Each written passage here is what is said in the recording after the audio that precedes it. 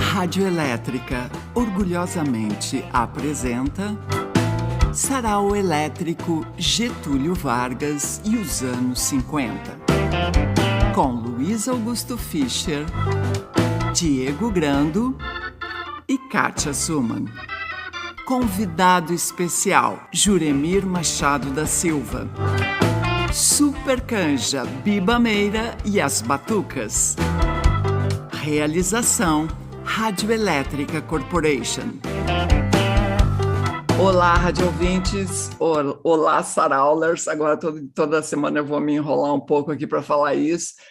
Bem-vindos. Está começando mais uma edição do nosso Sarau Elétrico. Nosso convidado de hoje é o Juremir Machado da Silva, que mais uma vez nos dá o prazer aqui de participar. Tudo bem, Juremir? Tudo ótimo. Prazer estar com vocês de novo. Sempre uma alegria. Legal. Aí, Fischer e Diego, tudo tranquilo? Estamos aí, beleza. Estamos aí na atividade. Na relatividade. Na relatividade. Boa noite a todo mundo aí que está nos acompanhando com aquela fidelidade de sempre. Que legal. Le Monde, como é que é, Diego, que se diz? Por aí. Os Juremir são cidadãos parisienses, então vocês... Já faz tempo que eu não vou a Paris, A última vez foi em 2019, eu ia todo ano, com a pandemia... Interrompeu uma sequência de 30 anos. Eu estava ouvindo, assim, a gente não vai... não quero começar o negócio já botando para baixo, mas esse troço vai muito mais longe do que a gente pode supor, né? Estava ouvindo uns caras aí que são dessa área, né? Enfim, são cientistas. E, bom, todo mundo sabe, mas, que tristeza, porque... as pessoas já estão perdendo a imunidade, os primeiros vacinados, né? E aí tem as variantes e... Só tem um jeito, Kátia, mas aí precisa mudar a mentalidade da humanidade. Teria que fazer o seguinte, as potências mundiais precisam produzir vacina e sair vacinando o mundo inteiro, todo mundo ao mesmo tempo. Se vacinar 8 bilhões aí, em 3 meses, o vírus não vai ter para onde correr. É a única maneira, porque essa proteção é de curta duração. É de curta duração, mas tem ainda, quer dizer, as potências podem até produzir e distribuir, mas as pessoas não querem se vacinar, cara. Na Alemanha, na França, as pessoas não querem. Nos Estados Unidos tem vacina. Aí tem que fazer o seguinte, eu sempre penso... Aí tem que dar com um gato morto na cabeça. Por aí. Aí tem que fazer o seguinte, eu sempre penso nesse exemplo rasteiro. Alguém deixa de usar o cinto de segurança? Usa. Então, por quê? Porque é obrigatório. Se não usar, vai ter multa. Vai ter algum tipo de sanção. É bom, mas o cinto de segurança me parece uma coisa assim que atenta mais contra a liberdade individual do que a vacina, porque a vacina não usar causa dano a terceiro. E o cinto, eu sempre me pergunto, eles dizem, não, o cara pode ser arremessado e bater em alguém. Eu acho que ele se ferra ele mesmo. Então, ele podia dizer, eu quero morrer, não vou usar. Tá certo, Mas peraí, deixa eu dar uma nota esperançosa aqui, Kátia. Valeu, professor. Já passamos da metade. Não, é porque tu corneteou ano passado, eu dizia, vai ter vacina, eu dizia, não, vai ter. Teve. Não, eu ia dizer o seguinte, tem uma outra frente aí que é remédio, entendeu? Remédio para Covid. Tá rolando. É uma coisa que tem várias possibilidades e algumas delas assim muito promissoras, né? Porque daí é isso, aí tu contrai o troço, toma um remédio, entendeu? E aí... Mas não é cloroquina. Não é cloroquina. É verdade, né? Ivermectina. Ivermectina. Pô, agora o nosso senador queria botar uma fábrica de... que era de vacina para febre aftosa, viu aquela lá, né? Eu não dou conta de acompanhar, eu nem sei por que isso. O senador Reis queria usar a capacidade... de vacinas, de produção. Empresa de uns camaradas lá que faz aftosa, ele queria... Dos brothers, né? Puta que pariu. Mas eu sou um pouquinho mais pessimista do que a Kátia. A Kátia falou assim, como é que foi que tu disseste? Isso vai ainda demorar. Eu acho que isso não tem fim. Ai, obrigado, Jeremias, porque eu tenho fama aqui de ser a pessoa mais pessimista do mundo, entendeu? Tá, professor Fischer, agora... Diego, vamos lá, Diego, desempata esse troço, quer dizer, empata a nosso favor aí, Diego. O professor Fischer está sempre achando que vai acabar amanhã, entendeu? Não, eu diria que eu tenho pessimismo controlado, então eu tô aí no caminho. Mas confesso que eu tô mais pro lado do pessimista do que pro otimista, né? Você sai de casa... Meu nome do meio é Poliana. Eu só vou no supermercado e caminho um pouco aqui na orla quando não tem ninguém. Eu faço 1 ano e meio que eu só faço 3 coisas fora de casa. Ir ali na Redenção, dar uma voltinha bem mascarado, ir ao supermercado de vez em quando e ir a médico. Mas é isso aí também. Agora já progrediu, né? Porque a última vez que tu participou, tu não ia nem na Redenção. Nada, exato. Eu evoluí. Evoluiu, mas já tá melhorando. Vai rolar. Tá, antes de a gente falar de outras coisas, posso fazer aquele lembrete por favor, vai lá. repetitivo, mas importante, que é o fato de que, né, o nosso sarau elétrico precisa sempre da contribuição de todas e todos, né? Isso significa que a gente conta com a boa vontade das pessoas que podem acessar um Pix que vai aparecer aqui na tela, acessar não, né? Contribuir para esse Pix que vai aparecer aqui na tela, katia@radioelétrica.com. Também tem um número de conta do Banco do Brasil que vai aparecer aqui em algum lugar da tela. Aí, ó. Obviamente não vai aparecer onde eu coloquei, mas tudo bem, só se a Kátia for muito, muito camarada na edição. Não, só se eu for muito ninja na edição. Não, e o quadradinho pequenininho não faz sentido, né? Porque se eu colocar aqui, ó, aí vai ficar muito pequeno, ninguém vai ler porra nenhuma. Tá, mas o Pix tá aqui na tela, o Pix e a conta aparecem também na descrição do vídeo, logo abaixo aqui no nosso cenário aqui do YouTube. E essa contribuição serve, né, faz as vezes de ingresso, que é o que acontecia também aqui no Ocidente, e isso permite que a gente, né, cubra alguns custos de produção, possa pagar um cachê para quem faz a canja e assim por diante. Então, quem puder, a gente volta a lembrar disso lá no final também. Legal, a companhia agradece. Bem, aí o Diego nos lembrou na semana passada, quando a gente estava pensando qual era o tema, qual seria o tema, que hoje, 24 de agosto, é a data, né, do suicídio do Getúlio Vargas. Aí a gente imediatamente pensou no Juremir Machado da Silva, que tem, entre a sua obra vasta, um livro chamado Getúlio, que é uma biografia romanceada, eu não sei como é que chama usa, né, os elementos históricos, mas constrói uma narrativa que, aliás, é bem interessante. Então, é o nosso getuliólogo aqui. Getuliólogo de plantão. Então, para seguir o protocolo, né, os protocolos sanitários, o professor começa com o seu otimismo. Vamos lá. Sabe que hoje eu estava arregimentando coisas para ler e tal, e eu não tinha me dado conta ainda, porque janeiro de 54, foi a comemoração muito eufórica dos 400 anos da cidade de São Paulo.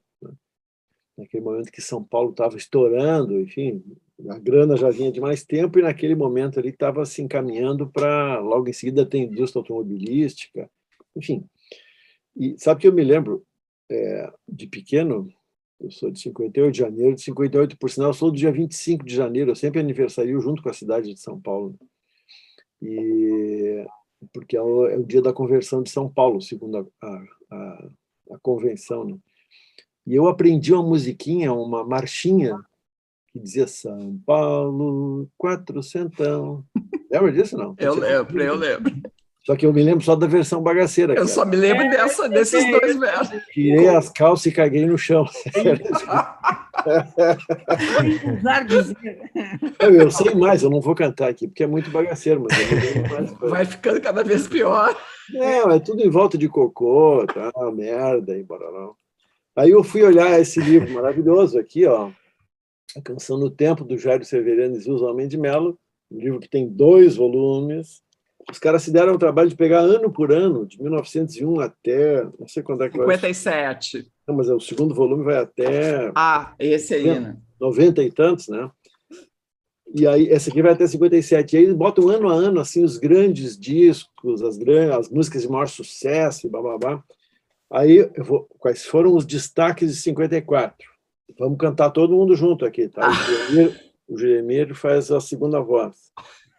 Um samba do Monsueto Menezes chamado A Fonte Secou. Todo mundo sabe. A fonte secou. Quero dizer que entre nós. Um Fox do Betinho Nazareno de Brito chamado Neurastênico. Lembra aquele? Neurastênico. Eu lembro. O dobrado São Paulo Quatrocentão, do Garoto, Chiquinha do Acordeão e Avaré. Agora, escuta um coco chamado 1 a 1. Esse jogo não pode ser 1 a 1. Sabe aquele? Eu sei. Agora, olha a maravilha. Teresa da Praia, do Tom Jobim e Billy Blanco. Grande samba-canção, que é um samba-canção existencialista de verdade, né? Porque os dois caras tiveram a mesma namorada, mas está tudo certo, entendeu? Não vão brigar por isso, né? A letra, aliás, diz assim, quer ver? Ó, um diálogo entre o Lúcio e o Dick Farney, né? O Lúcio Alves e o Dick Farney, que eram os dois cantores de voz aveludada, como se dizia, voz de travesseiro, sabe aquela voz para cantar do ladinho, assim? O Lúcio diz assim... Não, aliás, o Dick diz assim, Lúcio, arranjei novo amor no Leblon, que corpo bonito, que pele morena, que amor de pequena, amar é tão bom, tão bom.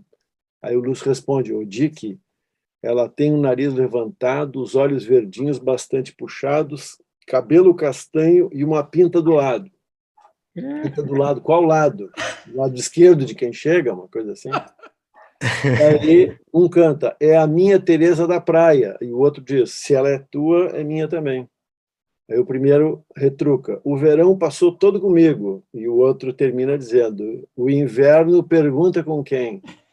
Aí os dois cantam em coro, em uníssono. Então, vamos a Teresa na praia deixar, aos beijos de sol e abraços do mar. Teresa é da praia, não é de ninguém, não pode ser tua, nem tua também, diz o outro. Isso é de 54, imagina que modernidade absoluta isso. Super. Eu vou terminar com uma música maravilhosa também, que é letra do Antônio Maria, música do Ismael Neto, que é a Valsa de uma Cidade. Sabe aquela? 54 também, essa. Rio de Janeiro, maravilhosa. Gosto de você. Tudo isso aqui, entendeu? E o suicídio do Getúlio. Então, a minha tese é a seguinte, Jaimiro, vou contribuir com uma tese para o teu mundo do getulismo, getuliólogos. O Getúlio se matou para sacanear São Paulo. Até na morte ele quis sacanear São Paulo. Os caras estavam lá comemorando e ele disse, eu vou estragar a festa desses caras. E aí, pá, tirou o assunto. Essa era a minha pequena contribuição inicial. Para um debate sério, tá ótimo. Vai lá, Judemir. Bom, eu queria, na verdade, era falar do livro Duas Formações, Uma História, que eu ainda não li, eu estou com o PDF do livro, não sei se é certo ter o PDF do livro, no caso, mas eu sei. Hoje em dia está tudo certo. Está tudo certo, é que nem as duas. Aí, Teresa da Praia. É isso, a gente divide esse PDF. Então, eu sou louco para ler. Ainda não deu tempo. Então, essa é a primeira coisa. Este agosto, ele está cheio de efemérides, porque, claro, tem o suicídio do Getúlio, mas também tem, no dia 25 de agosto, 60 anos da legalidade.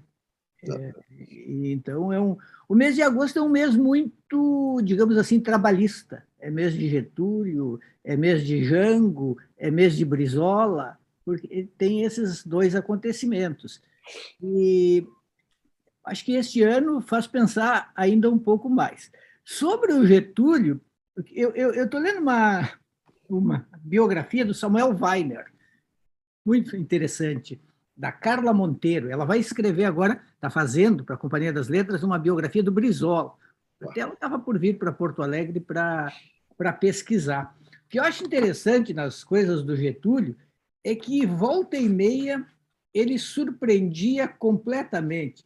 Por exemplo, em 1940, ele fez um discurso onde ele diz o seguinte: já não pode restar dúvida quanto à unidade da ação das Américas, que passou do domínio das convenções para o da realidade. Onde estiver qualquer nação americana, deverão estar as nações irmãs do hemisfério, e nós estaremos entre elas, prontos a empenhar-nos na defesa comum. Ao lado dele estava toda a ala germânica, o ministro da Guerra, eram todos germanófilos. E o Getúlio fez uma declaração que sinalizou o seguinte: nós estamos com os Estados Unidos, nós estamos com os aliados. Foi a famosa bola nas costas. E a vida inteira do Getúlio foi um pouco assim. Claro, nós temos o Estado Novo, foi uma ditadura bem forte, mas também tem coisas que entraram no tal domínio da narrativa. Uma delas diz respeito a Olga Benário. O Getúlio não deveria ter aceito, autorizado, feito a deportação da Olga. Mas boa parte do que se diz sobre a deportação não confere com o momento histórico. Por exemplo, outro dia eu entrei num desses sites jurídicos, olha, site jurídico, e aí dizia assim: porque o Getúlio tomou a decisão de deportar a Olga em pleno Estado Novo. Mas a decisão de deportação da Olga aconteceu em 17 de junho de 1936. Mais de um ano antes do Estado Novo. E foi uma decisão do Supremo Tribunal Federal. Claro, tem um detalhe que é preciso dizer. Um decreto tinha suspendido determinadas garantias do habeas corpus. Então, deu margem para o STF tomar a decisão que tomou. Mas também tem um outro aspecto que volta e meia eu falo, que é o seguinte: não me passa pela cabeça dizer que o Getúlio não foi um ditador, que ele foi. Mas neste quesito, eu acho que tem uma precisão histórica que precisa ser feita. Muitas vezes se diz assim: Getúlio deportou Olga para morrer na Câmara de Gás. Mas em 1936 não tinha Câmara de Gás. Ninguém tinha a menor ideia de que existiria. Não havia. Então, é uma coisa assim, o mundo não tinha a menor ideia de que isso, embora o nazismo já tivesse mostrado as suas garras, já fosse suficientemente assustador, e a Olga, enfim, estava grávida de um brasileiro e tudo indicava que ela deveria ser mantida aqui. Mas ainda assim tem esse tipo de detalhe que a história normalmente já não registra, porque o que sobra mesmo é aquela versão mais impactante. Então, eu queria começar por aí dizendo, quando a gente fala do Getúlio, é complicado, porque o cara foi ditador, foi revolucionário, foi conservador, foi presidente eleito democraticamente depois de ter sido ditador. E aí se matou no poder. E, ao se matar, gerou uma espécie assim de tsunami de paixão popular. Então, é um personagem que não cabe em nenhuma caixinha. Bom, tem toda a história da CLT. Quando eu vejo agora o que o pessoal quer fazer, não vai pagar mais 100% das horas de domingo, vai ter a possibilidade de contratar sem fundo de garantia, sem 13º, sem férias, sem nada. E eu sempre fico perguntando, imagino que vocês também, para quando a revogação da Lei Áurea? Eu acho que deve estar vindo. É o próximo passo, parece. Bem, vamos seguindo, então, com o Diego. Vamos lá. Eu vou ler enfim, essa figura do Getúlio é muita informação, um para cada lado, assim, que se torna muito tentadora, assim. Eu vou começar lendo, porque é uma coisa que me chamou muita atenção, assim, eu estava procurando, e eu não tinha muito bem essa informação, mas assim, o Getúlio foi uma das personagens mais retratadas, tematizadas em cordéis. Não sei se vocês tinham essa informação, eu particularmente não tinha. E aí eu estava olhando, estava navegando ali também não sei se os nossos espectadores sabem que nós temos o Centro Nacional de Folclore e Cultura Popular, que é um departamento, que é um órgão ligado ao Instituto Patrimônio Histórico, IFAM, tem uma cordelteca disponível online, então tem um monte, assim, centenas de cordéis digitalizados, assim, e é muito bacana. E aí eu fui ali procurar alguns que tivessem a figura do Getúlio, e essas coisas são muito interessantes, assim, porque tem evidentemente um espírito de elogio, assim, né, como vocês vão ver aqui, e ao mesmo tempo, né, tem todos esses dados que o Juremir estava trazendo, foi um ditador, né? E aí tem muitos deles que vão, eu não sei se vai aparecer aqui nesse aqui que eu selecionei, mas que vai dizer assim, foi um ditador, mas enfim, tinha que ser alguma coisa, então as narrativas são bem interessantes, assim. Enfim, eu vou ler de repente eu leio o início do segundo, não vou ler inteiro, um cordel de um cara chamado Rodolfo Coelho Cavalcante, que acho que ele nasceu em Alagoas, depois viveu praticamente toda a vida na Bahia, que é o ABC de Getúlio Vargas, é basicamente um cordel de pré-eleição. Esse aqui foi publicado em 1950, ele mesmo imprimiu, né, o folheto do cordel, 1950. Então, ele é um ABC por quê? Porque cada uma das estrofes é encabeçada com uma letra, né, e aí essa letra é que dá início à primeira palavra de cada estrofe. Então, fiquem ligados aí para ver quando muda a estrofe. Eu vou ler algumas só aqui. Ele vai começar assim: agora, caros leitores, o trovador vai falar. Se o grande Getúlio Vargas desta vez se candidatar para chefe da nação, terá na próxima eleição vitória espetacular. Vem a segunda estrofe agora. Basta ele nos dizer, quero ser presidente, o povo só vota nele, ninguém vai à sua frente. Com ele o povo confia, pois a sua simpatia mais aumenta diariamente. A terceira estrofe. Com o Getúlio, a eleição de 50 é animada. Sem ele, caros leitores, não há eleição, não há nada. Há apenas sucessão, pois não creio numa eleição de uma votação forçada. De que serve uma eleição sem Getúlio, meu leitor? Um presidente do povo realmente de valor. O povo diz com orgulho, só queremos Getúlio, o nosso governador. Esse negócio de acordo com tanta democracia não é a vontade do povo, porém sai da burguesia que querem fazer embrulho para difamar Getúlio e a sua simpatia. Aí eu vou pular um pouco, vou ler mais umas aqui. Hoje o povo está ciente que Getúlio foi honrado. Lembrou-se dos pequeninos, do povo operariado, auxiliou muita gente, foi um grande presidente, bastante conceituado. Aqui vem a parte que me referia. Isto de se dizerem que ele foi um ditador, não adianta. A pobreza reconhece o seu valor. Naquele tempo, ninguém vivia sem seu vintém, nem falta de seu labor. Já estão se reunindo os partidos do barulho. PSD e UDN, mas o povo com orgulho, que tudo de longe vê, diz, só quero o PTB, que é o partido do Getúlio. E por aí segue, mas o PTB, que hoje em dia tem como presidente aquele senhor delicado, aquele getulista. Que loucura, né, cara?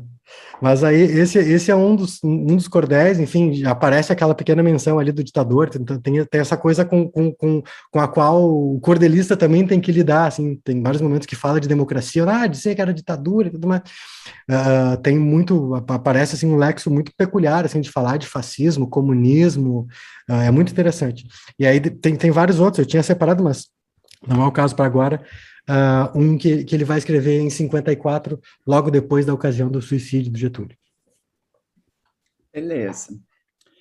Tá, eu vou ficar nos cronistas, né? Eu vou tentar ser mais comedida, porque na semana passada eu falei destrambelhadamente, o sarau ficou muito longo, aí já comecei espichando, Tu sabe que essa é a parte preferida de todo mundo. Até me ajuda. Tá, eu vou começar com o Paulo Mendes Campos. As crônicas que eu vou ler são todas da década de 50, mas não necessariamente, né, do ano. Então, essa aqui se chama Brasil Brasileiro. Ele escreveu durante muitos anos em jornais e na revista Manchete, né? Essa aqui eu acho que é da Manchete. Uma vez, numa recepção da nossa embaixada em Londres, uma dama inglesa, depois de ouvir Aquarela do Brasil, estranhou, ironicamente, a associação dos termos Brasil, brasileiro. A França é francesa, dizia, a Inglaterra é inglesa, o Afeganistão é afegane, sem que se precise dizer. Minha senhora, respondeu-lhe alguém, é que o Brasil é muito brasileiro. É o único país brasileiro do mundo. E só quem nos conheça bem será capaz de entender isso. Em fase de transição econômica há alguns anos, em fase de reforma, desde a mudança do governo, às vezes penso que o Brasil corre o risco de se tornar pouco brasileiro em alguns sintomas essenciais da nossa maneira coletiva de ser.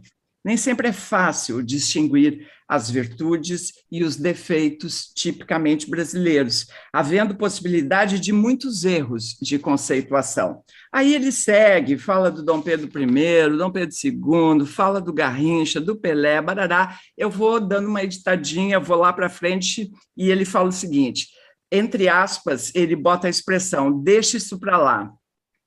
Deixa isso para lá é uma simpática fórmula do perdão nacional. Já o rouba, mas faz, é uma ignorância vertiginosa. Valorizar em partes iguais a ação e o devaneio, de um lado o trabalho, do outro sombra e água fresca, é uma intuição brasileira que promete uma síntese do dinamismo do Ocidente e da contemplação oriental. Pô, se puxou, né? O andar da mulher brasileira, como o café, é uma das grandes riquezas pátrias. Eu dou mais um salto. Mas o ostensivo e verboso dom juanismo brasileiro, sobretudo no exterior, é uma praga. Achar-se irresistível é uma das constantes mais antipáticas do homem verde-amarelo. O relato impudente de façanhas amorosas, a mitomania erótica, o desrespeito agressivo à dignidade da mulher são desgraçadamente coisas muito brasileiras. E aí eu vou para o último parágrafo, só para fechar, estou dando mais um salto. Resta, por fim, como espantalho gritantemente brasileiro, vergonhosamente brasileiro, o pobre, o nosso compatriota de pé no chão, destroçado pelos parasitas, cegado pela tracoma, morando em casebres de barro, palafitas, mocambos, favelas, coberto de feridas, analfabeto, mal alimentado, vestido de farrapos, pobre criatura humana, pobre bicho humano, pobre coisa humana, pobre brasileiro humano. Tá aí, então, o Paulo Mendes Campos, uma crônica toda cortada, mas Brasil brasileiro é o título, o mais estranho dos países é a coletânea. Então, é isso. Tá, professor, vamos lá. Olá. Não é porque eu quero pegar o pé de São Paulo, mas eu vou ficar em São Paulo. Né? Não é, né, professor? Nunca foi, né? Sabe por que não é? Porque querer pegar no pé tem, né, tem essa intenção, e tu não precisa mais da intenção, né, professor? É algo tão que faz parte de ti, né? Então, já está fluindo, assim. Não tem, assim, é natural. Não, sabe que uma das coisas que eu acho admiráveis mesmo é o concretismo, né? Enfim, a poesia concreta tem coisas muito bacanas, tem aquele aspecto lúdico, assim, que é bonito de ver, de mostrar para as crianças e tal, tem coisas bacanas. Mas o que eu acho notável são as declarações do concretismo, né? Não, de fato, eu acho assim, o concretismo é um negócio legal, bonito, né, interessante. Mas tem uma pretensão, assim, que é um negócio, enfim. Então, eu tenho um texto que tem uma primeira edição em 58 e uma segunda em 61 e tal, que se chama Plano Piloto para a Poesia Concreta. Plano piloto, a expressão plano piloto, naturalmente, em 58, está falando de Brasília, né, do sonho de Brasília. O plano piloto é aquela parte super planejada de Brasília, que é um horror como cidade, mas, enfim, é isso, né? E aí, então, é um negócio, manifesto de vanguarda. Então, é um negócio assim de proclamações e conclamações. Eu vou ler três parágrafos aqui. Poesia concreta, 2 pontos. Produto de uma evolução crítica de formas. Dando por encerrado o ciclo histórico do verso, como unidade rítmico-formal, tem que avisar para o Diego ainda acredita no verso, por exemplo. Eles acabaram com o verso. Então. É verdade. Mas eu acredito no concretismo também. Faltou combinar com os russos, mas tudo bem. A poesia concreta começa por tomar conhecimento do espaço gráfico como agente estrutural. Isso é verdade, eles fizeram mesmo, né? Distribuir as palavras e as letras no plano da folha e tal. Né? Espaço qualificado, estrutura espaço-temporal em vez de desenvolvimento meramente temporístico linear.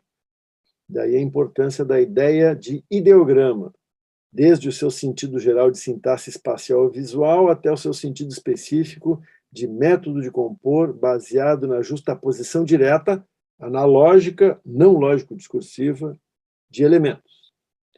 Bom, e aí vem aquelas coisas, eles citam assim, vários caras como precursores deles, né? O que é uma maneira maravilhosa de se encher a própria bola, né? Porque, não, os caras, eu descendo, entendeu? Do Mallarmé, do Rimbaud, não sei o que e tal, todo mundo converge em mim. Né? Aí eles fazem uma citação de milhares de pessoas e tal, daí diz assim, poesia concreta, tensão de palavras-coisas no espaço-tempo, estrutura dinâmica, multiplicidade de movimentos concomitantes. É tudo ao mesmo tempo agora. Tu vê que daí quando aparece lá depois o Arnaldo Antunes é essa conversa, tudo ao mesmo tempo agora. Né? E aí, vou ler só o finalzinho. Renunciando à disputa do absoluto, eles tinham uma bronca com aqueles poetas metafísicos, assim, né, que queriam, né, uma coisa transcendente. Enquanto isso, a Bossa Nova estava rolando, que não tinha nada de transcendente, mas para eles o problema era a poesia. Mas o Augusto de Campos, por exemplo, é um cara que gosta da Bossa Nova e celebra a Bossa Nova na hora, né? Tinha um bom faro. Renunciando à disputa do absoluto, a poesia concreta permanece no campo magnético do relativo perene. Relativo perene. Veja bem, Cátia Sombra. É perene, mas é relativo. É relativo, mas é perene. Entendeu? Está numa ponta e está na outra. O cara ganha pelos dois lados. Né? Cronomicrometragem do acaso. Controle, cibernética. O poema como um mecanismo regulando-se a si próprio. A comunicação mais rápida confere ao poema um valor positivo e guia a sua própria confecção. Poesia concreta, uma responsabilidade integral perante a linguagem. Realismo total, contra uma poesia de expressão subjetiva e hedonística. Criar problemas exatos e resolvê-los em termos de linguagem sensível. Uma arte geral da palavra. O poema produto, objeto útil. Isso aqui é legal de pensar, eu me lembrei disso, porque isso aqui isso é concomitante ao mundo, entendeu? Que está se despedindo do Getúlio. Né? São Paulo assim se projetando como interlocutor do mundo, entendeu? Nós aqui estamos falando com os grandão só, né? Enquanto isso, o Getúlio, o PTB e tal, bom, em 58 estava cheio de coisa ainda acontecendo. Era Wilson. Beleza. Então, seguimos. Vamos lá, Juremir. O Fischer entrou num assunto que eu acho muito divertido. Houve uma época que falavam que a barra da saia das moças, num ano, descia 2 centímetros, no outro, subia 2 centímetros. E a poesia é um pouco assim. Eu li uma crônica do Machado de Assis em que ele fala o seguinte, ele lamenta que a rima tivesse expulsado o que se chamava na época de verso solto. Então, antes do verso livre, tinha a rima e antes tinha o verso solto. Então, vai e volta, e nós vamos assim nos acomodando. Eu nunca entendi muito bem esse negócio de ficar contando as sílabas. Eu chamo isso de jogo de restrição. É como dizer assim, sabe aqueles autores que vão escrever um romance inteiro sem usar a letra Z? E aí o cara escreve um romance inteiro sem usar a letra Z. Mas por quê? Qual é a implicância com a letra Z? E ficar contando as sílabas também.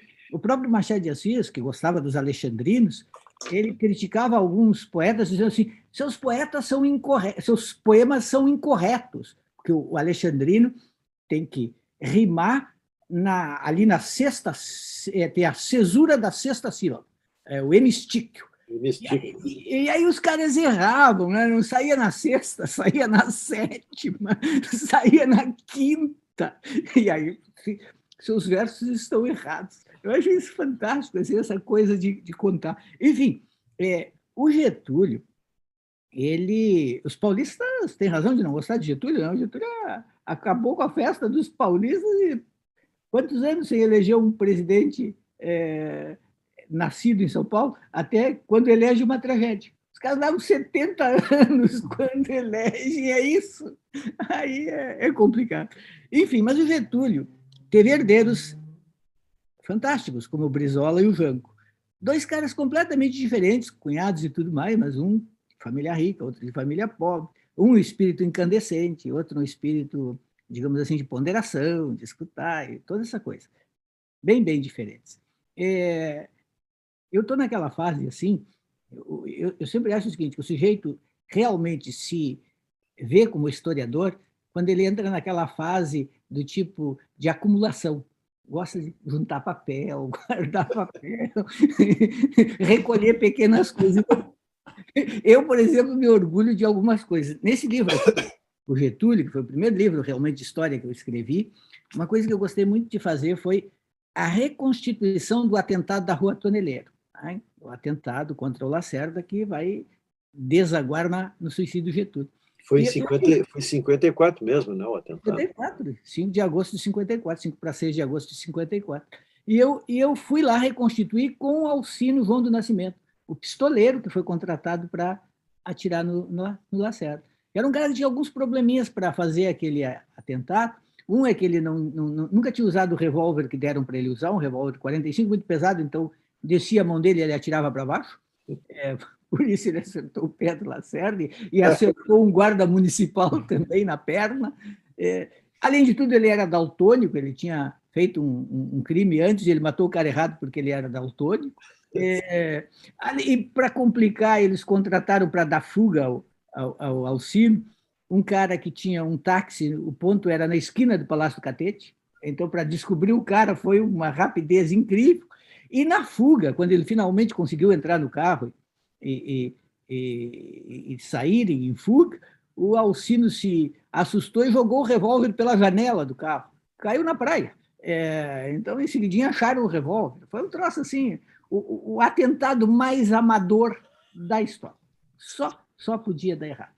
Mas eu queria emendar isso nessa intervenção aqui para dizer o seguinte, bom, mas o Getúlio teve seus herdeiros, que, a meu ver, foram grandes herdeiros, e volta e meia a gente descobre alguma coisa. Por exemplo, eu me orgulho de ter descoberto uma coisa quando escrevi um livro sobre o Jango, que foi o seguinte. Sobre a morte do Jango, há uma afirmação que anda sempre por aí, que diz o seguinte, que na certidão de óbito do Jango não diz a morte, não diz a causa da morte, diria apenas enfermidade. Morreu de doença, morreu na Argentina. Mas eu fui à Argentina e consegui a verdadeira, de fato, a certidão de óbito dele, onde diz infarto do miocárdio. Então, essas pequenas coisas assim de historiador, assim, um documento, fonte primária que diz tal coisa. E, de vez em quando, a gente acaba tendo um pouco de sorte. Por exemplo, agora, o Memorial da Assembleia Legislativa do Rio Grande do Sul descobriu lá num cofre todo o material com a íntegra dos discursos dos deputados durante os 18 dias em que a Assembleia ficou em sessão permanente na legalidade. Isso estava num cofre lá, fechado. Eles acharam e transcreveram tudo isso, das centenas de páginas, e me mandaram. Diz, olha, quer olhar esse material e fazer uma síntese? E eu fiz a síntese, e tem coisas incríveis. Uma que me chamou a atenção, até coloquei num capítulo novo desse livro sobre a legalidade, tem a ver com a tal solução parlamentarista, que era, afinal, de onde que os caras tiraram, de que cartola eles tiraram a ideia de adotar o parlamentarismo naquele momento. E é interessante que os parlamentaristas na Assembleia, Cândido Norberto e outros, Partido Libertador, ficaram o tempo inteiro dizendo assim, não, parlamentarismo nós queremos, nós somos doutrinariamente parlamentaristas, mas nestas condições não, seria feio. Não, assim, a toque de caixa para esbulhar o presidente, não, aí não. Mas aí, quase nos últimos dias, o Paulo Brossard, que era deputado libertador, volta de Brasília, vai à tribuna e conta o seguinte, olhem só o que ele conta. No dia 26, a renúncia do Jango foi no dia 25. Do Jânio foi dia 25. No dia seguinte, 26, no dia 26, imediato ao da renúncia, falei com o deputado Raul Pila, e ele me disse que lá, do deserto de Brasília, que ao juízo de todos, a solução estava na aprovação imediata da emenda parlamentarista, já em curso, já em tramitação regular. Perguntei-lhe então se ele achava possível, diante da precipitação dos acontecimentos. Ele me respondeu que o problema se resumia em uma luta contra o tempo. Isso foi no dia 26 de agosto, e a emenda somente foi aprovada uma semana mais tarde, exatamente uma semana mais tarde, no sábado seguinte, dia 2 de setembro.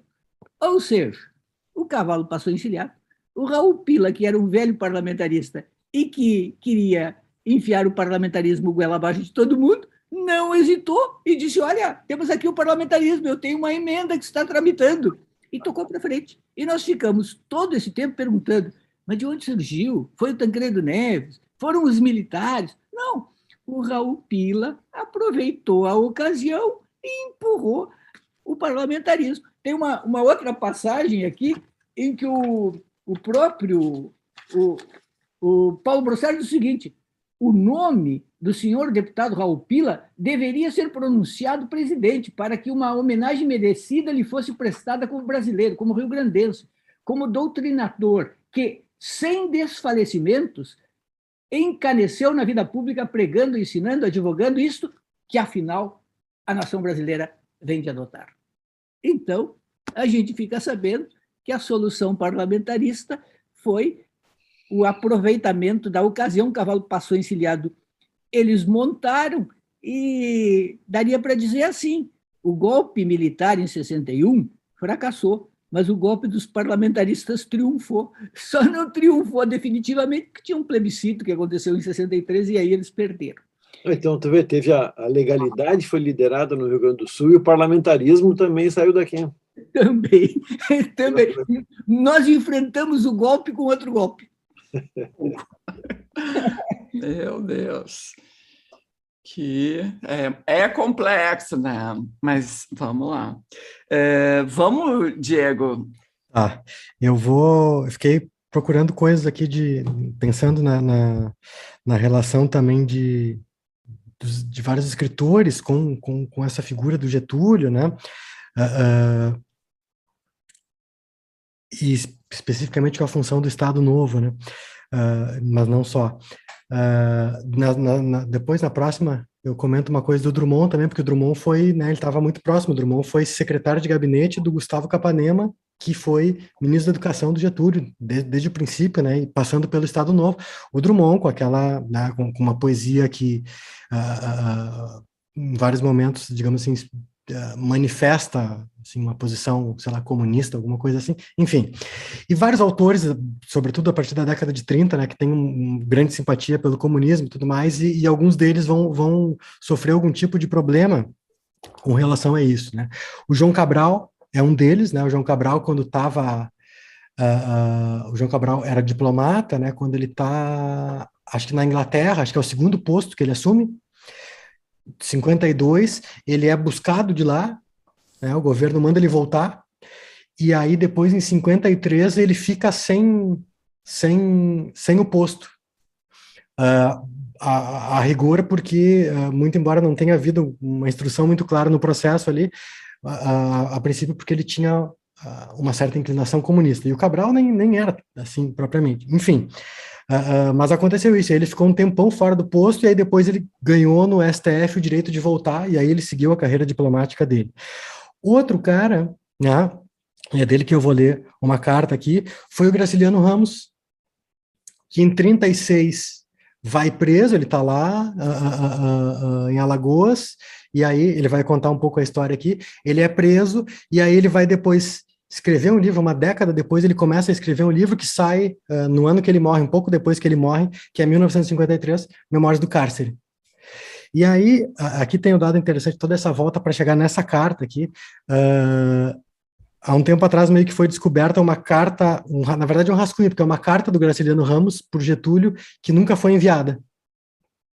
está lá no acervo e tudo mais, uma carta de 1938. Ele tinha sido preso em 36, ficou 11 meses preso sem nunca ter havido um processo e depois foi liberado. E aí essa carta, esse rascunho dessa carta foi encontrado, e ela que eu vou ler, que tem umas ironias maravilhosas, assim, que são legais demais. Então, diz o Graciliano o seguinte, ó, Rio, 29 de agosto de 1938.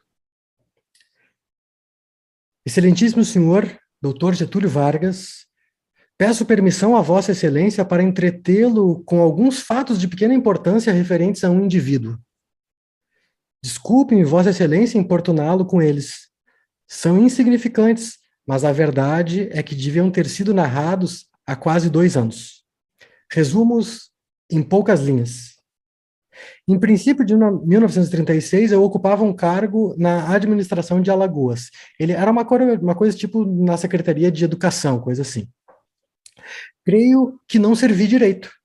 Por circunstâncias alheias à minha vontade, fui remetido para o Rio de maneira bastante desagradável.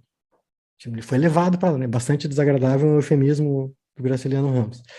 Percorri vários lugares estranhos e conheci de perto, prestem atenção nesse paradigma aqui, ótimo, e conheci de perto vagabundos, malandros, operários, soldados, jornalistas, médicos, engenheiros e professores de universidade. Só não conheci o delegado de polícia, porque se esqueceram de interrogar-me.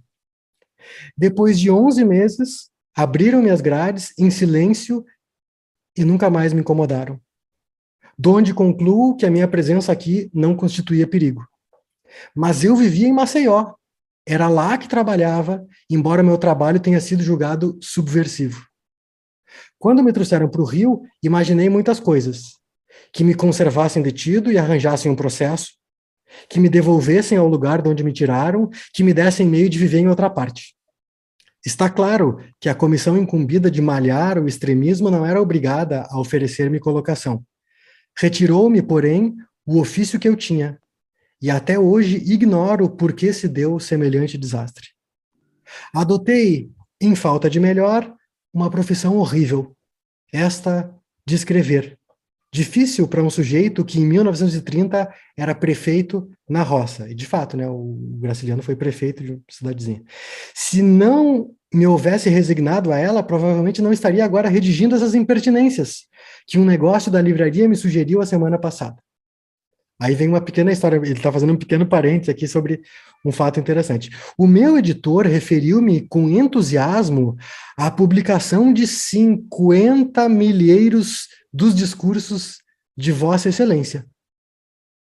Ou seja, ele está referindo o fato de que vai sair um livro com discursos do Getúlio. Ele está escrevendo a carta para o Getúlio. Né?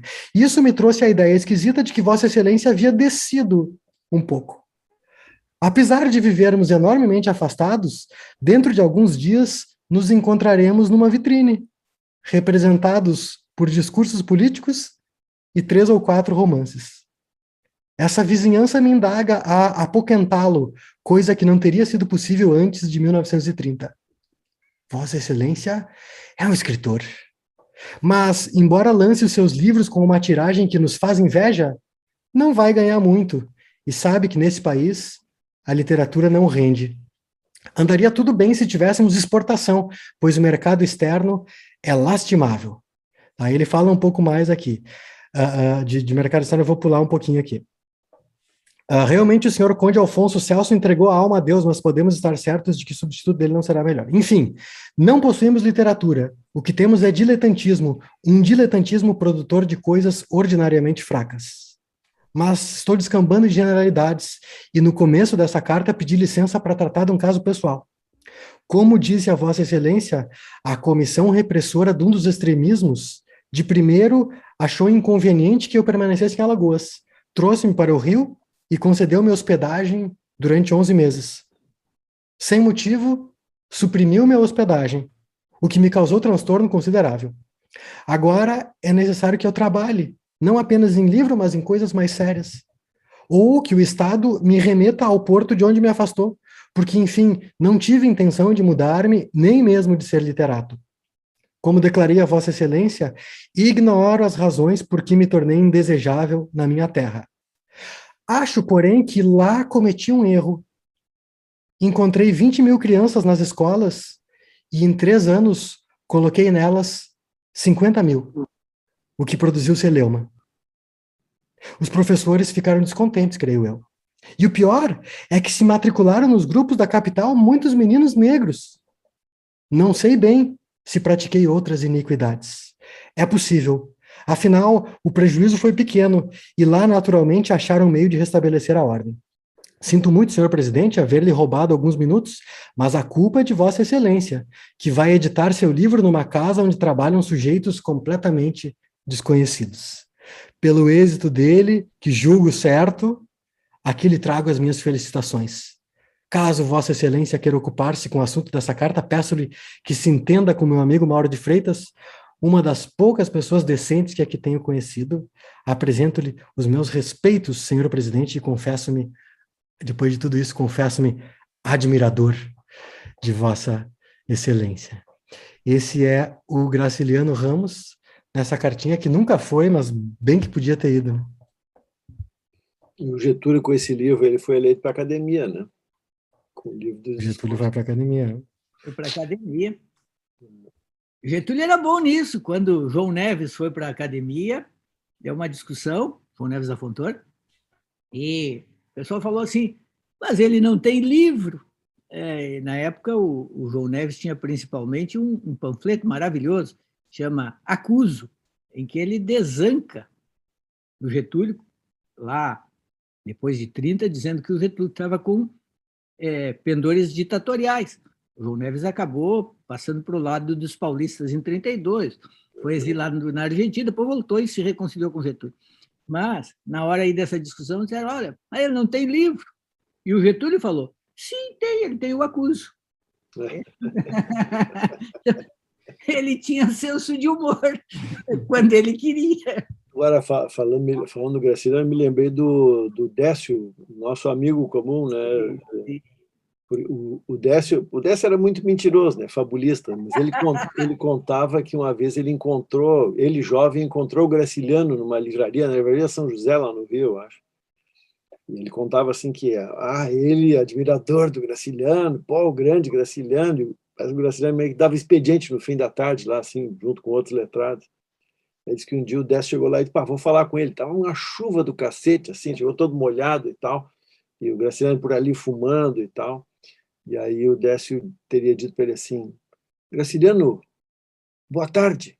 E aí o Graciliano teria respondido, boa tarde por quê?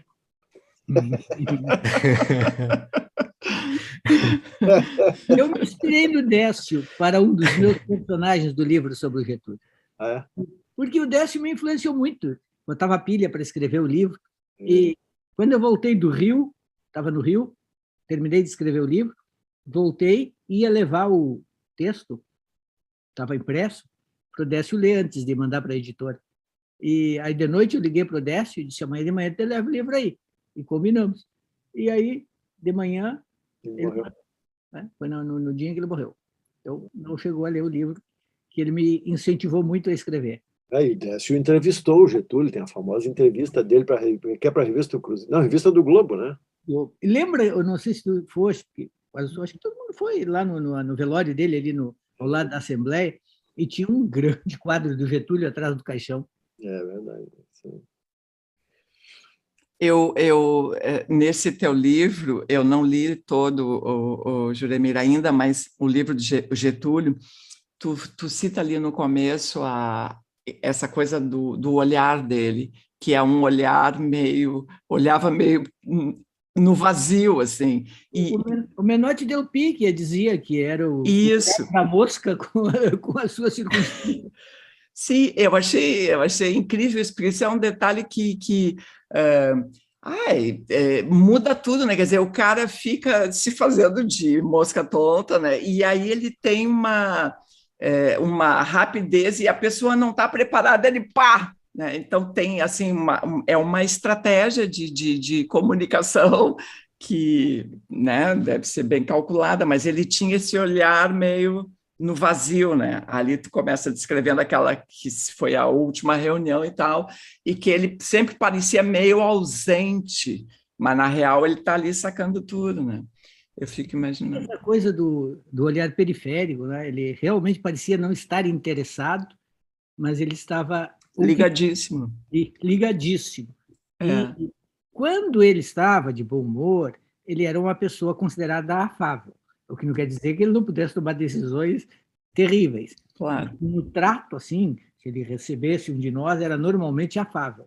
Mas isso também não dizia nada sobre que decisão ele ia tomar, porque a pessoa podia sair de lá pensando, pô, ele me recebeu tão bem, ele foi tão gentil, mas isso não garantia coisa alguma. Bom, ele tinha aquelas frases maravilhosas do tipo, não sou suficiente amigo de ninguém para não poder me afastar, nem inimigo de ninguém a ponto de não poder me aproximar. Quer dizer, ele era realmente a pessoa que, dependendo da circunstância e do que ele considerasse o interesse do Brasil, ele poderia fazer qualquer tipo de reaproximação, como fez muitas vezes. E tinha algumas obsessões, né? Ele começou o diário dele no dia 3 de outubro de 1930, e uma frase que eu cito no livro, que eu acho interessante, é esta aqui, ó, quando ele diz assim: sinto que só o sacrifício da vida poderá resgatar o erro de um fracasso. Ou seja, no dia em que realmente tudo começou, ele anunciou o seguinte: olha, se der errado, eu me mato. Já estava já havia a possibilidade. A família tinha, né, Jeremir, tinha outros suicidas, né? Tem uma história de... Hoje em dia, talvez os caras dissessem que é uma questão de depressão profunda, assim, né? Podia medicar. Eu acho que esse é o caso, que hoje ele teria sido, digamos, ele teria tido um terapeuta, teria se medicado, porque nos últimos tempos ele estava deprimido. O Tancredo Neves mesmo, que foi ministro da Justiça, contava que nos últimos meses todo mundo falava assim: o que está acontecendo com o nosso presidente? Porque aquela afabilidade não tinha mais. Ele não estava sendo assim, gentil, querendo ouvir. Teve um filho dele se matou, né? O Getulinho, aquele que era... Não, o Getulinho morreu de poliomielite. Quem se matou foi o Maneco, o filho dele. O Getulinho morreu lá ainda nos anos 40, e foi uma coisa assim terrível para a família, porque era muito querido, e adoeceu, e ali não tinha... Eles não tiveram nada que pudesse fazer, a medicina não tinha condições de salvá-lo, foi um dos grandes traumas. Foi em 1943 que ele morreu, foi assim, uma coisa muito pesada na família. Tá. Eu vou investir na canção, mas com um cronista que também era compositor, que é o Antônio Maria. Aliás, aquela ali, Valsa para uma Cidade, né, professor? E a famosa Ninguém Me Ama, acho que são as duas, os clássicos do Antônio Maria, né? E aí ele diz que havia sempre uma... Eu vou ler em vez de explicar, mas as pessoas não acreditavam que ele fosse o autor, né? Então ele fez algumas crônicas sobre isso. Eu vou ler trechos de uma que foi publicada em 57 e é a segunda, Ninguém Me Ama 2. Sobre as tristes declarações de alguns, aspas, autores do Ninguém Me Ama, publicadas no último número da revista Manchete, quero registrar as seguintes observações. A revista Manchete primou em deixar dúvidas no público sobre a verdadeira autoria da música. A revista Manchete colocou em segundo plano 2 pronunciamentos que bastavam para provar que sou o único autor da música. A do senhor Francisco Abreu, diretor da Mairink Veiga, a rádio, né, em cuja mesa, em sua presença, foi escrito o samba, e a do maestro Aldo Taranto, que não só negou sua participação, como considerou um crime dizer que Ninguém Me Ama teve outros autores além desse cronista. As declarações do senhor Fernando Lobo são de causar espanto. Estou certo de que esse compositor, longe de me odiar, quer-me um bem estranho e ciumoso, que ainda o levará a cometer sérios desatinos. Sabe que o Fernando Lobo é pai do Edu Lobo, né? E ele teve algumas parcerias com o Fernando Lobo, né? Mas não nessa. Mas ele tira uma onda que diz assim, ó, não é normal uma tão aflita explosão de injúrias e falsos testemunhos. Depois de lê-las, senti-me amado perigosamente. Aí, mais para frente, ele fala assim, como um clube de esportes, o Ninguém Me Ama tem agora a categoria sócio-atleta. Muito boa. O senhor Fernando Lobo é sócio-atleta do Ninguém Me Ama. O senhor Haroldo Barbosa, se assim o desejar, também será sócio-atleta. Enfim, as inscrições estão abertas, sem joias ou mensalidades. Aí ele fala lá o nome de... Convidou 20 e tantos autores para incluir no clube. Tá. Depois ele diz assim, meu caro leitor, posso asseverar-lhe que o Ninguém Me Ama não é lá essas coisas. Ponha o seu disco na vitrola, ouça até o fim. Merece essa agonia? Imaginem se eu, em vez dessa choradeira, houvesse escrito o Summertime. Aliás, o Gershwin não está livre de uma parcerada aqui até o 7 de setembro. Aí ele vai lá para o final, eu leio mais um pedacinho. Heitor dos Prazeres, se não estou enganado, teve um caso parecido com o senhor, e foi reclamado o autor de Jura. Senhor lhe teria respondido assim, meu caro, samba é como o passarinho, está no ar, é de quem pegar primeiro. E o passarinho não é apenas o samba, a música é um passarinho. A igreja que trancafie o queremos Deus. As autoridades que preservem o nosso querido hino nacional. Do contrário, aparecerá um dia o verdadeiro autor de, aspas, zombam da fé os insensatos, ou do Ao som do mar e à luz do céu profundo. Eu paro por aqui, então, esse é o Antônio Maria, crônica de 57, o verdadeiro autor de Ninguém Me Ama, Ninguém Me Quer. Tá, professor. Eu vou aqui mostrar outras coisas que o Getúlio pode ter ouvido, por exemplo. Uma música de 1953, do Barbosa Lessa, Rancheira de Carreirinha. Tá? A Kátia, como prenda, ficou só segurando a ponta do vestido, assim, balançando. Tá bom. Vem cá, minha linda gauchinha. 53, pensa bem. Quer ver uma outra de 53? Essa é mais bacana. Sebastiana, sabe aquela que o Jackson do Pandeiro gravou? Sim, convidei a comadre Sebastiana. Convidei a comadre Sebastiana para cantar e chachar na Paraíba. Ela veio com uma dança diferente e pulava que só uma guarida. E gritava A-E-I-O-Y. Mas eu queria mesmo eu vou voltar para aquele assunto que eu ainda hoje não abordei, que é São Paulo.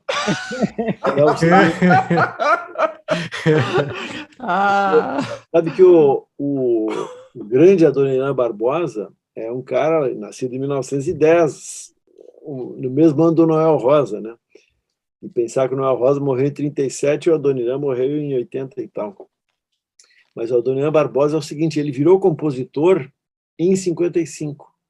Porque até então ele cantava músicas de outros e tal, e ele fazia muito sucesso até ali com esse tipo que virou a identidade dele. O nome dele, aliás, não é esse, o nome dele é João Rubinato e tal, e ele começou a cantar em rádio e ia fazer um programa humorístico, em que ele fazia um personagem chamado Charutinho, que era esse cara que falava errado, nós vai, nós fumo e tal, né? E, enfim, diz a biografia dele que daí tanto ele acertou, tanto aquilo tinha apelo popular que ele começou a compor assim.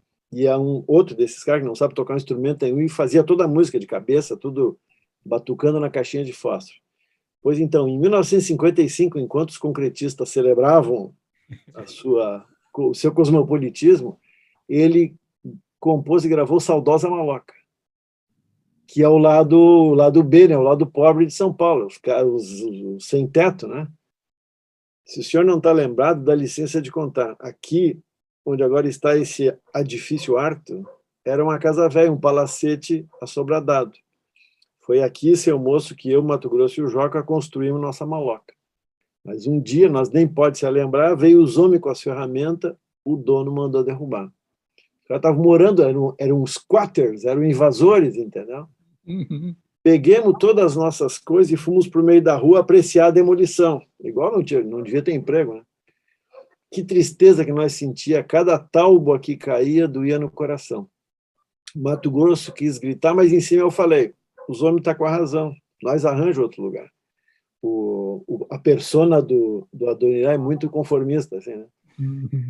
Só se conformemos quando o Joca falou, Deus dá o frio conforme o cobertor. E hoje nós pega as paias na grama do jardim, e para esquecer nós cantemos assim, saudosa Maloca querida, din, din, donde nós passemos dias felizes de nossa vida.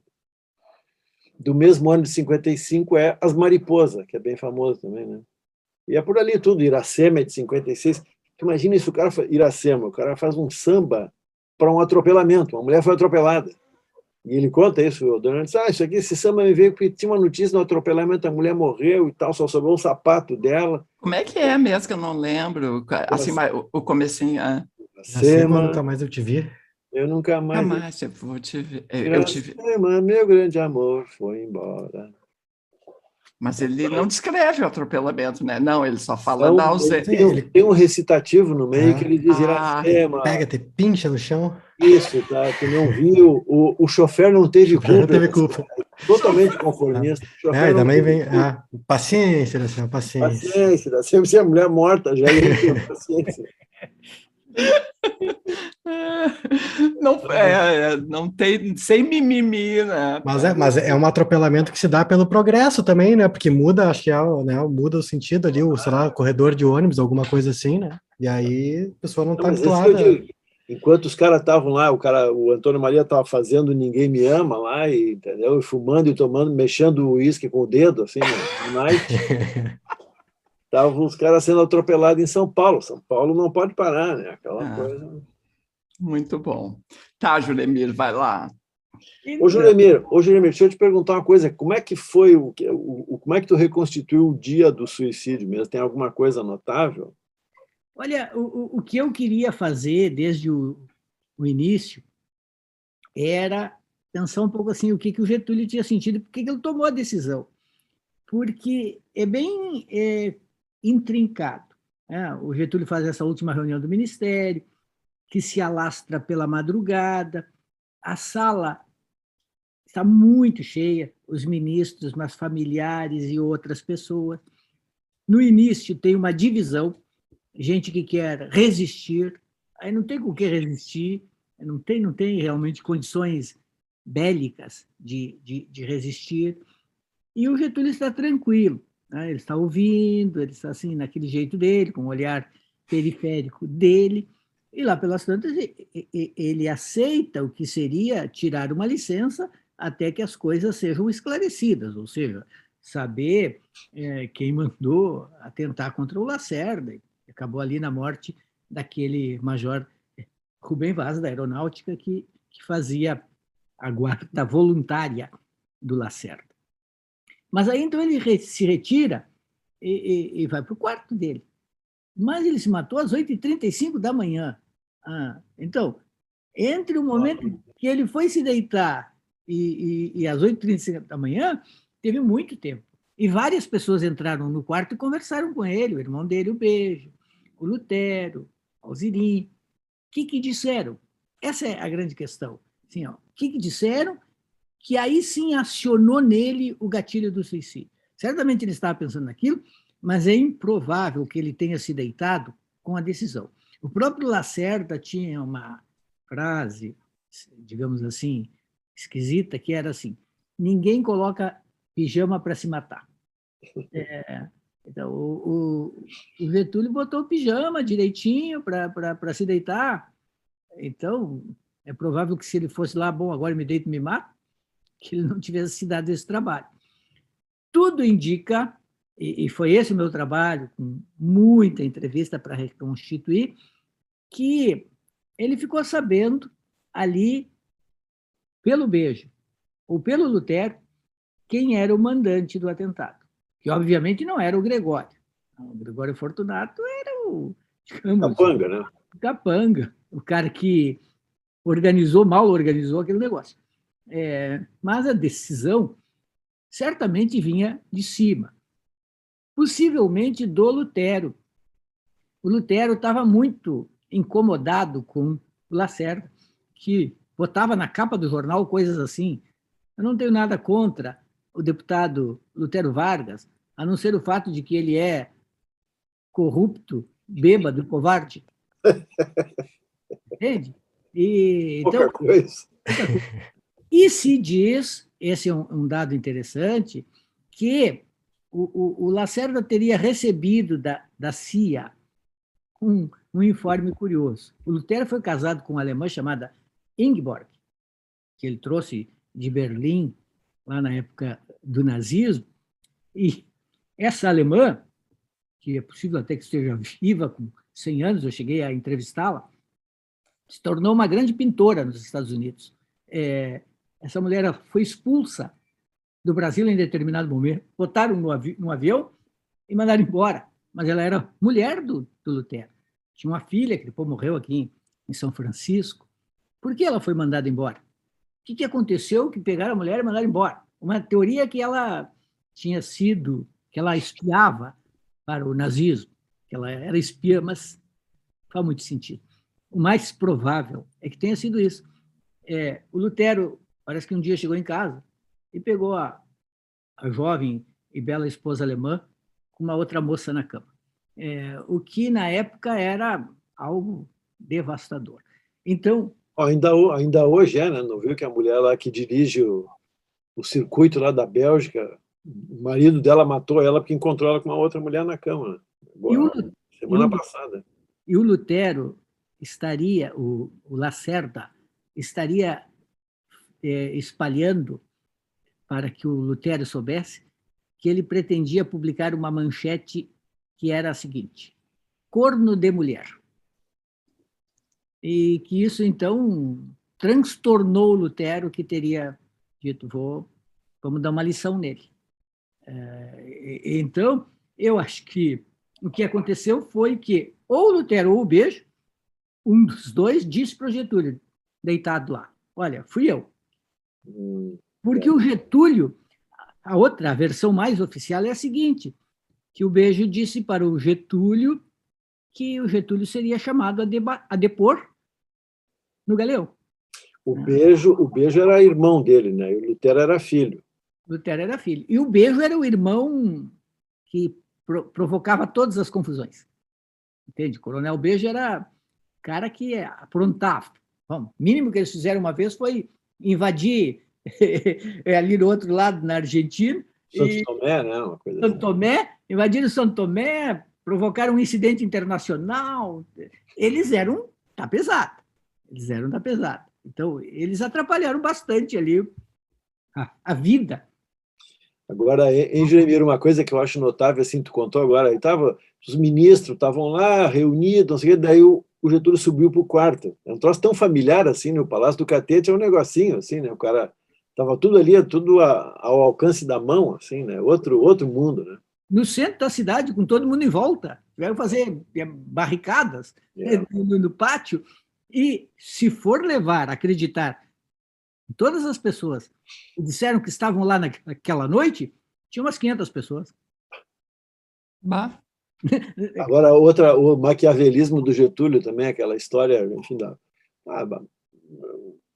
uma das marcas dele, ele tem um filho, o Getulinho, sei que estudou com os jesuítas, e tem um filho chamado Lutero.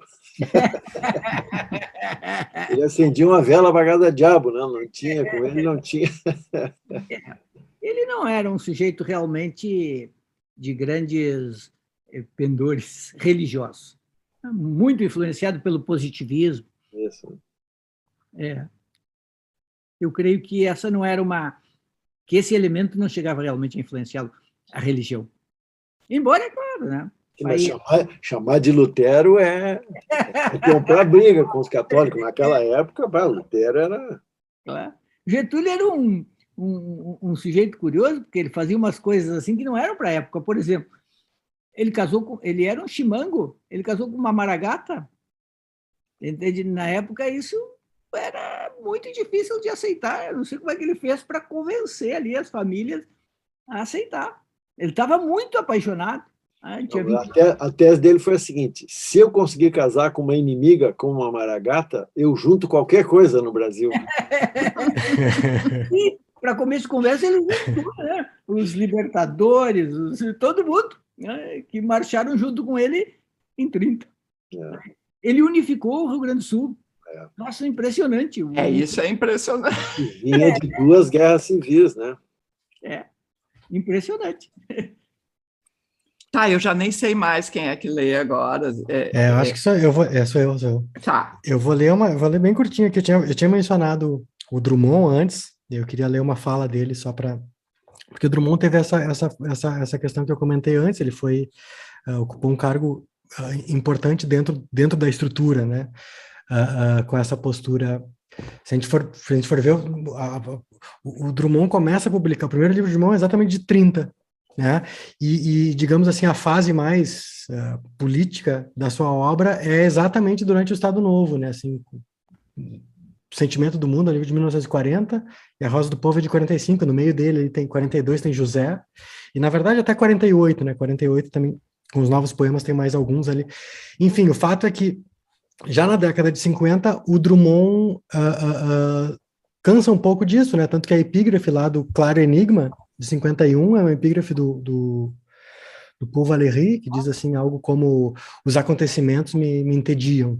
E aí ele faz uma poesia bem mais, um teor bem mais clássico, assim, bem mais metafísico, digamos assim. Enfim, mas o fato então é que tem isso, né? No momento em que o Vargas tem uma ditadura propriamente, o Drummond está no seu momento mais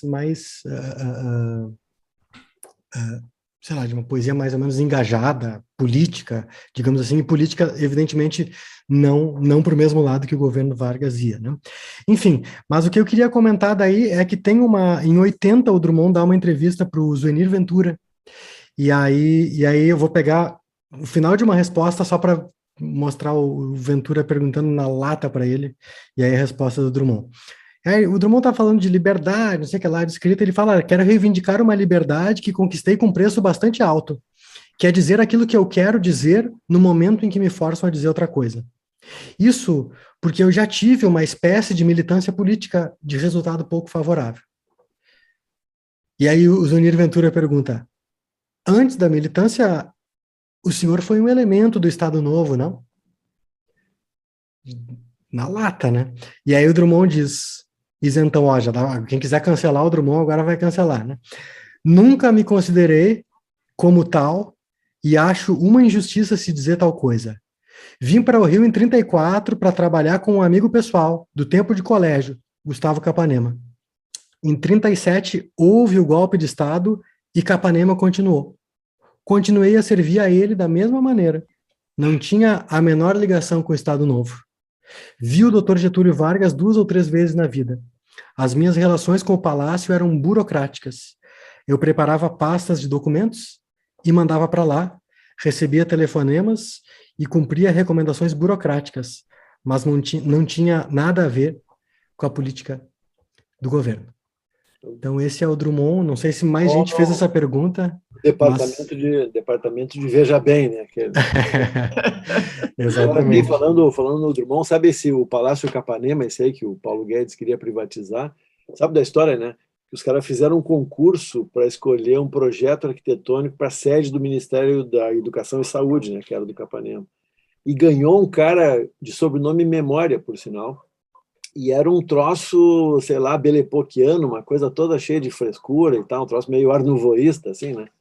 E aí os caras ficaram putos, porque eles queriam um troço modernista, e ganhou um cara com estética passada. Aí reza a lenda que foi o Drummond, bom leitor, foi lá, olhou o regulamento e disse o seguinte: não, aqui no regulamento diz que nós vamos premiar o melhor projeto, mas não diz que a gente vai construir esse projeto. E aí pedalou o cara e encomendou para os camaradas lá, o Reidi, o Niemeyer, com auxílio daquele abutre lá do Le Corbusier, e aí fizeram o que queriam. É isso aí, no Brasil dá para burlar qualquer negócio. Pedalada modernista. É isso aí. Drummond que apoiou fortemente a queda do Janco. Aliás, ele e outros, alguns que depois se tornaram até, digamos assim, resistentes de fato. Antônio Calado, por exemplo. O Antônio Calado depois passou realmente a... O Coni, né? Exato. Coni também, claro. Foi assim, uma leva grande que apoiou um nome que tive até uma polêmica com ele por causa disso, no jornalismo, foi o Albert Dines. O Albert Dines era diretor do Jornal do Brasil e ele apoiou o golpe apaixonadamente. Apaixonada. Eu me lembro. Tu comprou essa briga com ele ao vivo ainda, né? Comprei. Aí depois ele, claro, depois de 68 tudo mudou. Mas até 68 ele estava no outro lado da barricada. Olhando assim de longe e em retrospectiva, como pode, né? Pelo amor de Deus. Mas, enfim, Bueno, eu acho que era isso. Eu não vou mais ler, porque já estamos, assim, já meio com a hora meio, né, atropelada. Se alguém quiser falar mais alguma coisa... Fazer aquele lembrete rapidinho só do nosso Pix, katia@radioelétrica.com, Banco do Brasil também, tá tudo aqui na tela, tá tudo na descrição do vídeo, para que a gente siga sempre tá lançando... Aqui. Desculpa, Diego. Não, era isso. Não, o Juremir está lançando um livro agora, é isso, Juremir? Então, pelos 60 anos da legalidade? Esse meu livro está na 10ª edição, mas eu acrescentei um capítulo exclusivo sobre esse material da Assembleia. Porque, normalmente, a gente vê a legalidade pelo que aconteceu no Piratini, que, evidentemente, é muito forte. Mas agora eu acrescentei um capítulo de como tudo foi visto de dentro do parlamento, os deputados que viajavam, voltavam, discursavam. Foram 18 dias de discurso. Então, eu peguei isso também. E, nos últimos dias, também eu conversei com um sujeito que tem uma história muito interessante, está com 90 anos, ele se chama Edio Erig, e ele era sargento da aeronáutica na base aérea em 61, e ele, por acaso, estava na sala do oficial do dia, e o oficial saiu para fazer não sei o quê, e chegou uma mensagem ali de telégrafo, chegou a mensagem, e ele interceptou a mensagem, era a mensagem para bombardear o Piratini. Ele interceptou a mensagem e levou para os sargentos, que se rebelaram e não cumpriram. Bom, não se sabe se tivesse chegado nas mãos do comandante, o que teria acontecido. Mas, de toda maneira, o papel dele foi fundamental, porque ele desviou a mensagem e ajudou na rebelião que acabou acontecendo. Que legal. Que legal. Bom, maravilha, então. Queria mais uma vez te agradecer, Juremir. Sempre muito legal te receber aqui, sempre é muito agradável e bacana. Bacana, como tu gosta da palavra que tu gosta. É bem bacana. Não, eu é que agradeço, é sempre muito legal esse programa de vocês, é muito bom, é muito divertido, sempre se aprende muito e tem um pique assim, muito legal. Bacana mesmo. Não, sabe, é uma piada antiga, o Juremir dizia que a Kátia Suma, quem mais? Só a Kátia Suma, mas não sei quem que dizia bacana, né? O Juremir não sabia usar a palavra bacana, não é isso? É como os caras do esporte no Rio Grande do Sul, que falam garoto. Assim, que história é essa de garoto? Garoto, para mim não é um guri. Vai entrar um garoto...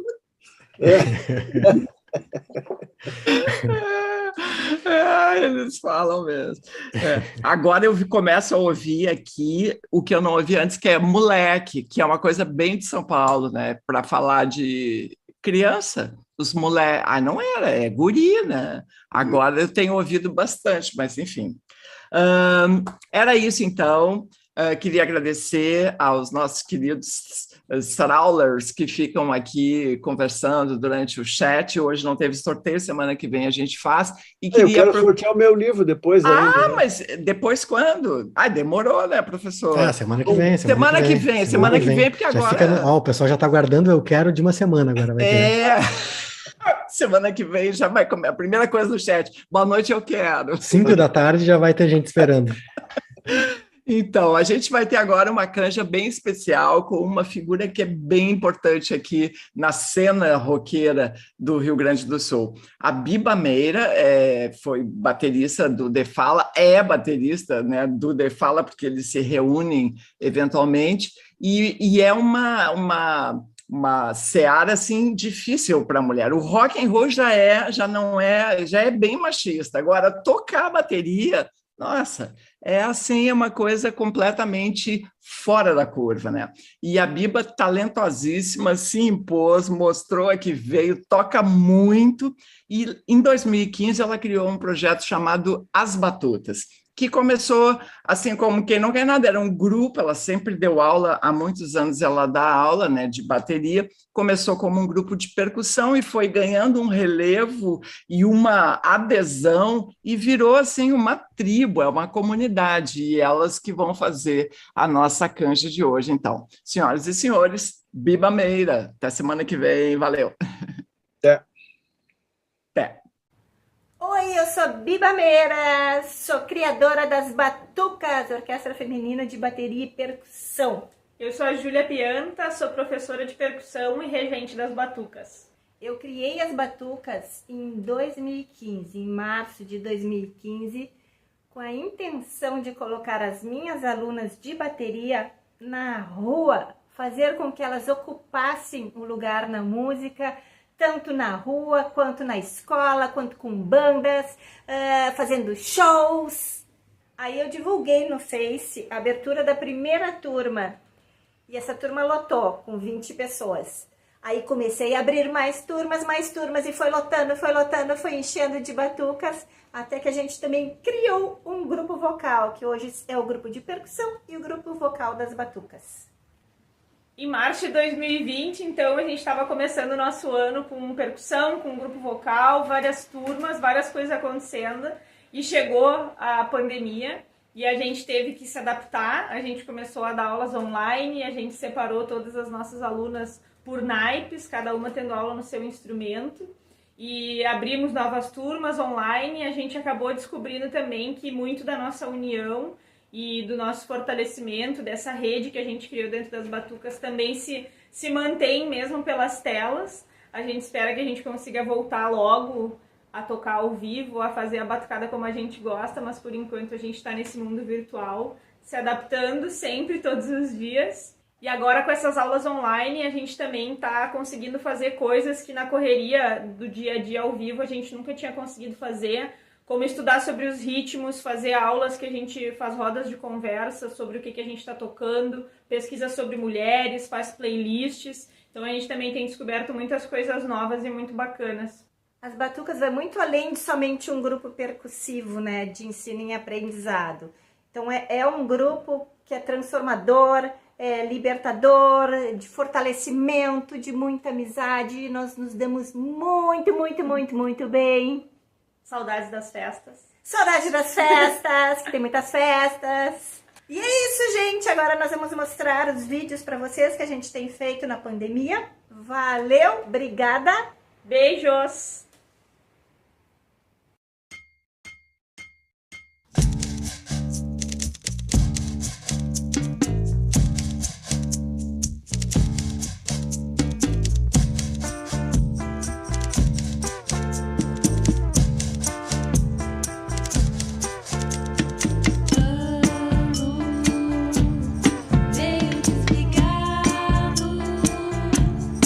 Eu nem sinto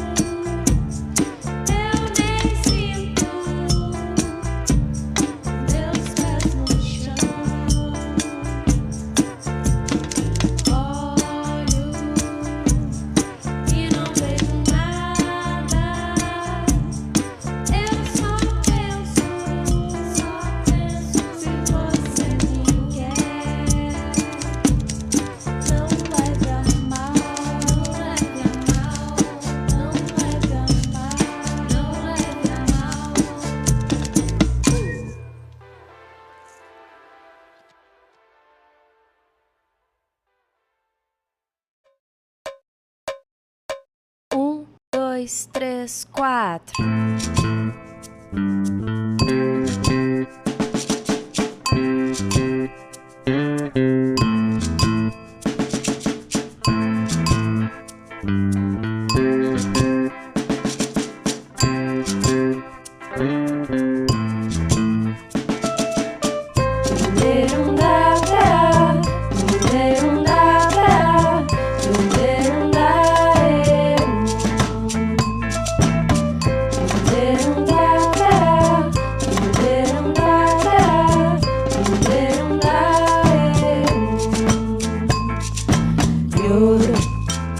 Por quererte, por amarte, por desearte. Lloro por quererte, por amarte, por desearte. Ay, cariño, ay, mi vida, nunca, pero nunca me abandones, cariñito. Nunca, pero nunca me abandones, cariñito.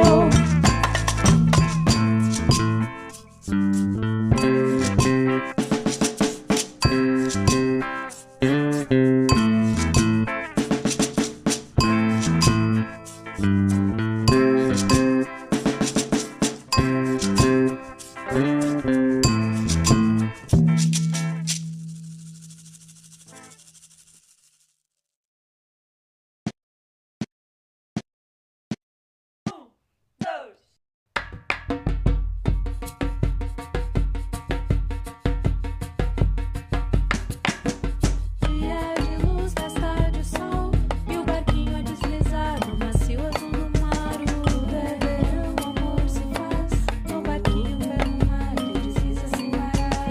Sem intenção, nossa canção vai saindo desse mar e o sol beijo, barco e luz.